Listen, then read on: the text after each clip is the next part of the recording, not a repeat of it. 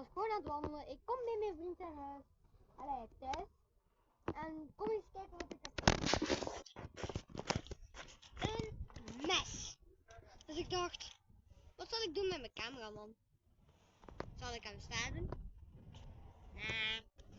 Wij gaan iets proberen. Wat ik wil doen, is kijken als een mes iemand kan doden. Zullen ik het doen? Reageer en comment. Zo is het. 3, 2, 1. Dat doet helemaal geen pijn.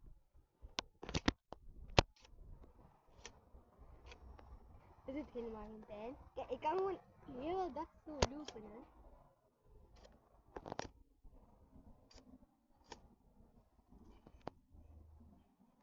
En daarom toon ik dat messen niet uit iemand kan doden.